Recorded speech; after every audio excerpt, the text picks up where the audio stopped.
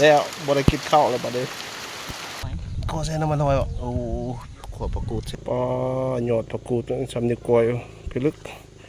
กว่าอุดมสมบูรณ์ FC มาเบิ่งภูมิเงาบรรยากาศ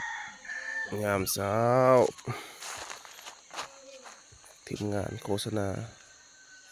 อยู่ที่บ้านวัดวิวล้านวิวหลักล้านวิวเลือกแท้ใครจะรอดใครจะอยู่ใครจะไป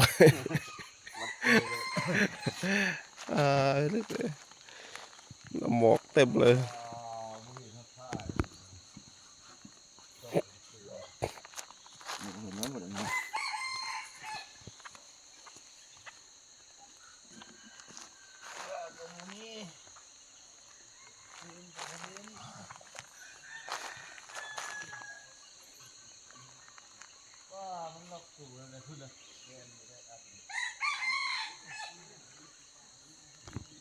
ตะการตามเข่าโอ้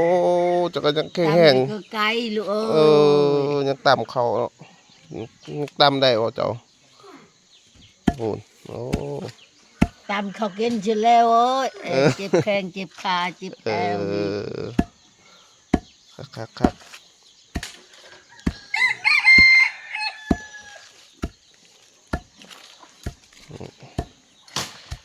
กำลังจะหาบไปเอาอยู่ใส่น้ำนะน้ำกินบ่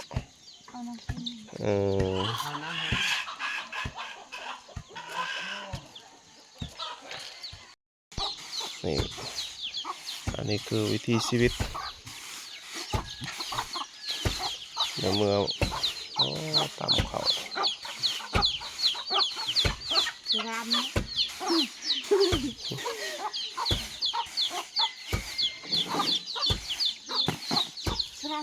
เข้าให้อ่ะชอบแค่บนจะงามบ่อันชีเจ๊โอ้สี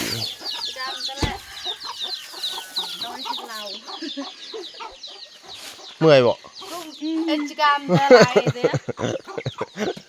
โอ้สีแล้วพี่น้องใช่จิกรรมเรื่องทำจะล้างด้วยนะเอ็ดโดยแล้วก็หมดโดยพอคนนี้แหละเป็นผู้พัดเนาะพัดเข้าอันนี้แหละผู้นี้เราเป็นผู้บดตำคนละตำแหน่ง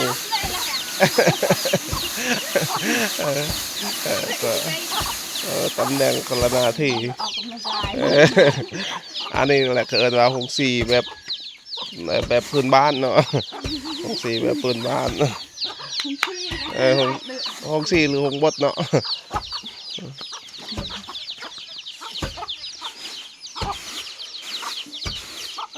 อันนี้ไก่ก็มารอท่ากินข้าวบอกว่าตัวไก่มาก็มาท่าเลย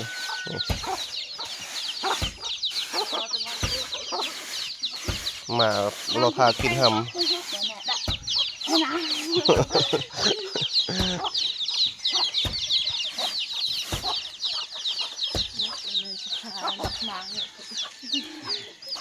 ลูกจะละ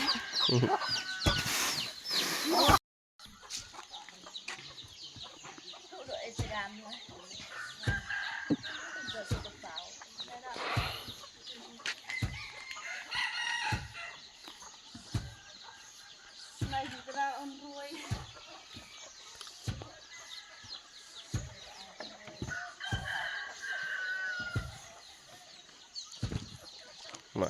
เบิ่งต่อทางนี้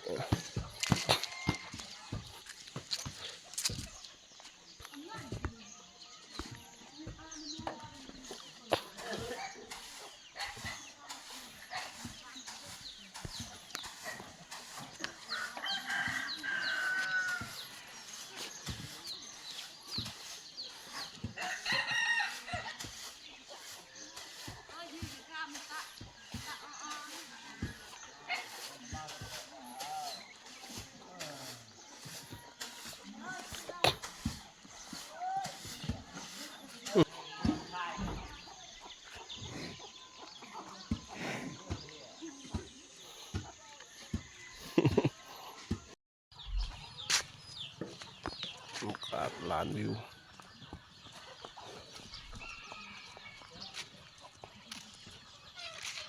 น้ำหมอก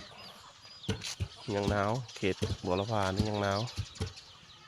เบิ่งน้ำหมอกเต็มเลยอันนี้ฮะก็7 โมงยังอากาศยังหนาวอยู่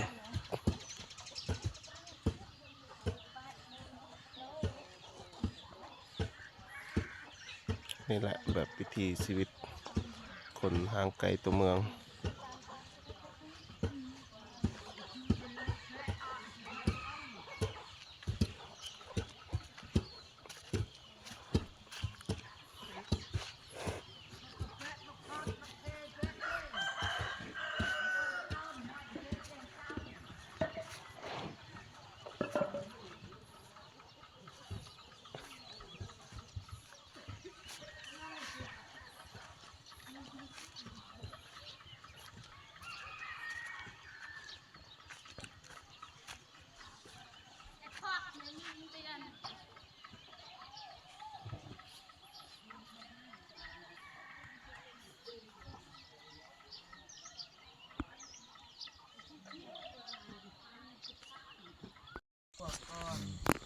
อันนี้แหละเพิ่นว่าวิธีที่ถูกต้อง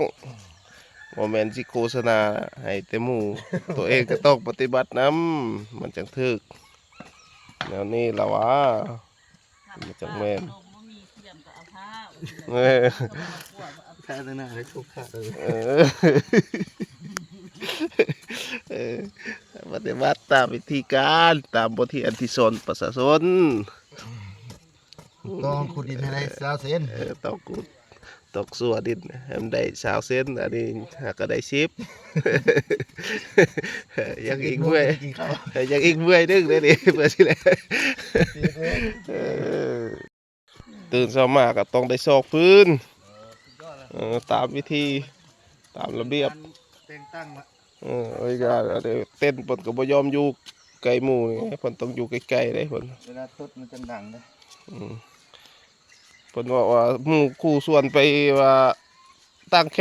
แคมปิ้ง ยะเลย ต้องยะต้องเศร้าแล้วเพิ่นว่าโอ้ยก็เบื่อแต่แคมป์แหละ เมื่อยแต่ปิ้งแล้วเพิ่นว่าต้องยะต้องเศร้ารถเพิ่นว่านั่นนี่มันกลัวแคมปิ้งแหละอันนี้มันแคมห้วยแคมน้ำแล้วนี่ไปลึกลิ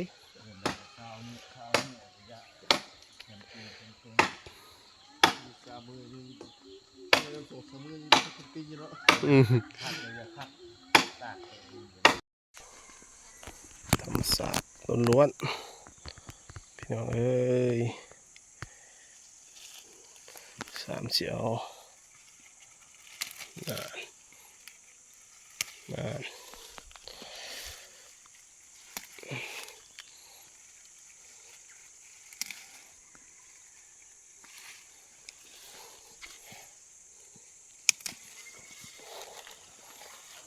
ในตัวยอดยังไงลึกเลยสะอ่อนเลย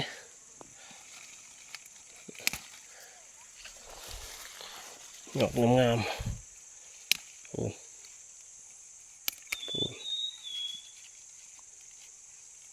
โอ้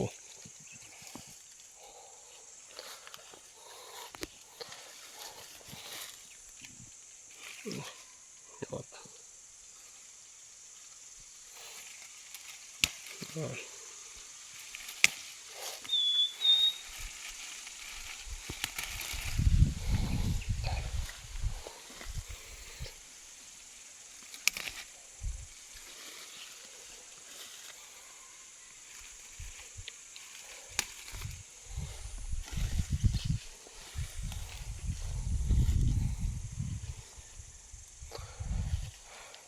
3 เสียวเอาบวันบไหวแล้วนะนี่เกินเอาสำกินก็พอแล้วพี่น้องเอ้ย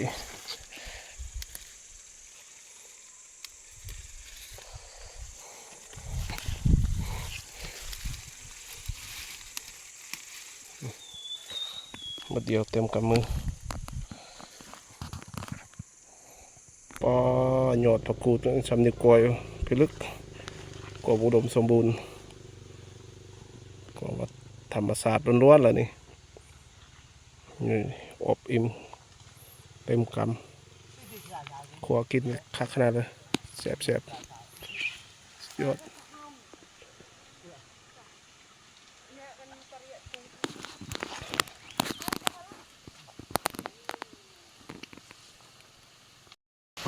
เอาอันนี้ก็คือชีวิตนักโฆษณาเนาะเบิ่งไหมฝนตก นอดกลางดินกินกลางหญ้าฝนตกพี่น้องเอ้ยเยี่ยมเนาะ โอ้พี่ลึกธรรมดาก็สิได้เฮ็ดเวียกแต่ละเถื่อ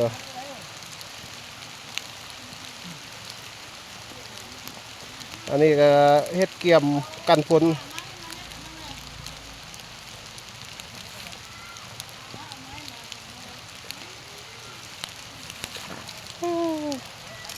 คนเช้าสิมาตกอย่างนี้โอ้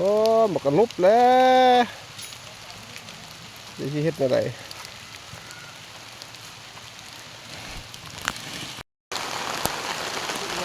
ก็สูตรมาเลยใช่อีก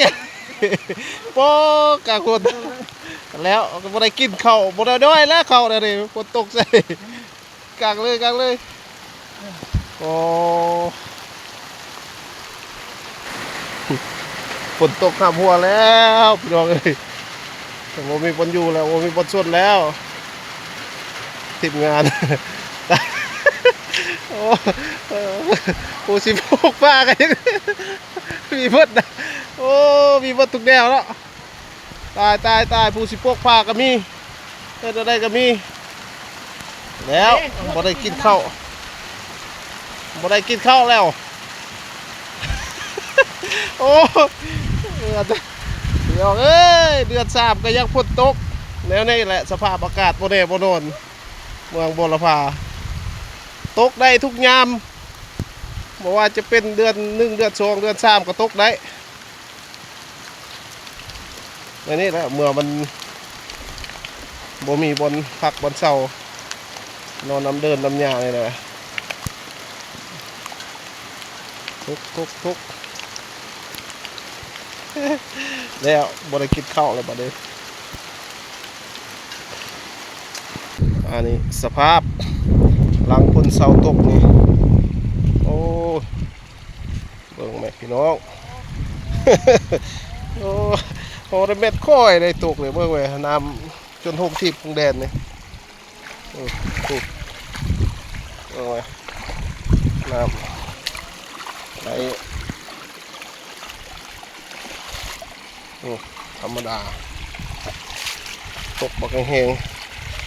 อันนี้แหละชีวิตนักโฆษณาไผว่ามันง่ายเบิ่งแม่เบิ่งเอาฝนตกสภาพหมอแรงแกง่ายเฮ็ดได้บ้าง ดามไรผ่านอันหม้อไฟเลยอันเตาไฟฮะนะอะไรมันโอ้ธรรมดา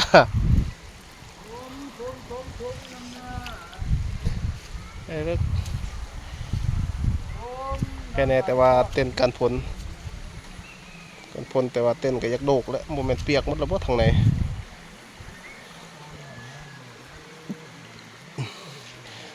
สภาพ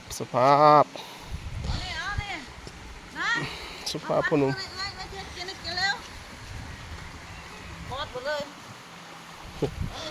หมอตัวบ่ทนแล้วตกเป็น20-30 นาทีน้ำจน6 ทีพงแดนเลยเอ้ยเหรอ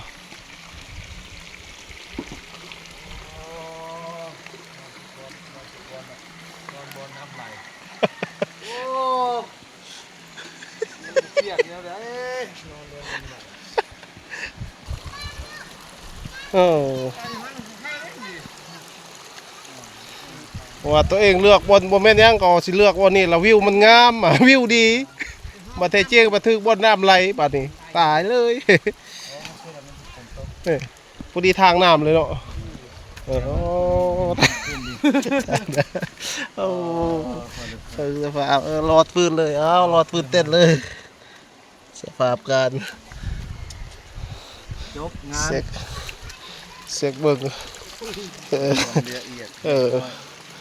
โอ้ผู้นี้เป็นทางน้ำเลยเนาะนี่ ซอดเลยนะ นี่อ๋อ ทางน้ำเลยว้าวพี่นึก วายุมัน เลือกบอลวิวดีกันนะนี่แหละเด้ แม่กันมีกัน ลักลานวิว ซอดเลยซอดเลย เปียกบ่ทางไหน เปียกมันเปียกกันเลยขนาด2 ชั้น 3 ชั้นยัง ใส่น้ำมันหอย ก็ใช้น้ำมันหอยบ่โอ้ขวดประกูดใช้น้ำมันหอยเพิ่นว่าประกูดก็มีแต่ยอดงามๆพี่น้องเบิ่งมาโอ้อ๋อตัวของดีจากธรรมชาติมันเกิดเลยมันบ่กินบ่วันบ่ไหวแล้วประกูดก็หลายโพดนี่อยู่พี่อย่างอีก3ถุง น้ำว่ะนะ บ่ เดียวนะ ประกูดอันนี้ก็ประกูดนี่ให้ได้กินหมดนี่ ก็ไม่ได้เป็นคน นี่ให้ได้จะว่ากินหมดลวก แก่นะจะปีนเต้นนะ อันนี้ก็อีกถุงนึงนี่อันนี้ตัวเขาเจ็บอันนี้ เอาใส่กับเอา10นอกก็แล้วหยุดตีน เมนูผัดผักกูดกับซุปผักกูด ตัวแก่ แล้วก็หอยก้นแหลมหอยหอมบ่ผัดผักกูดจากธรรมชาติอันนี้วัตถุดิบเพิ่นนี่เราประมาณเครื่องหนึงว้าว